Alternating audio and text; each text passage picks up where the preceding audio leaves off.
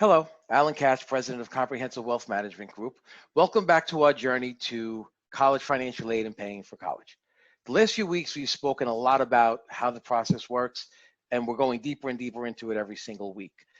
Today, I wore a special shirt. I don't know if you can all see it, but it says, Best Dad Ever. My kids gave that to me for Father's Day. And if you want to wear a shirt like this while you're sending your kids to college, you're going to really have to follow the process and give them what most people come to me for is the best opportunity for the best education at the best price that we could provide for our children, right? That's what it's really all about.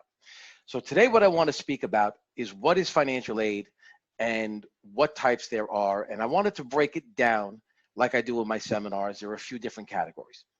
The first thing to understand is there are basically two kinds of financial aid. We break it into what's called gift aid and self-help aid. What does that mean? Gift aid is money that colleges will give you that you don't have to pay back. That could be either a grant or a scholarship.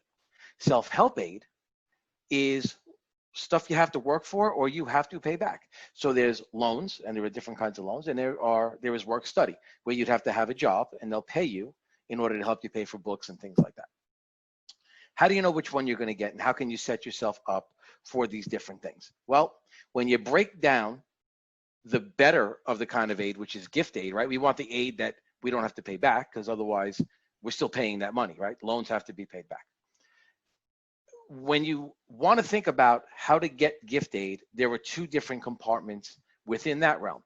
Number one is what we call merit-based aid, right? Intuitively, we all know we can get scholarships if we're the valedictorian of our high school, if we get a great SAT score.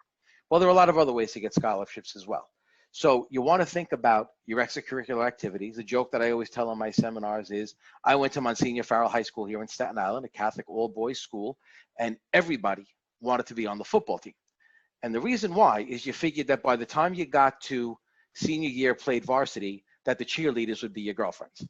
Well, it didn't always work out that way. My point is that there are a lot of people on the third string that never got to play, didn't create a highlight reel, didn't create anything of value to a college. Where I was a musician and I was professionally playing by the time I was 13, and I created a resume, I created a whole book, if you will, that the colleges could look at and want to give me money for. So in your high school travels, you have a little bit of control over what merit-based aid you may get. Get your grades up, get your SAT scores up, build a resume, find extracurricular activities, whether they're charities, whether it's music, whether it's sports, whatever it might be.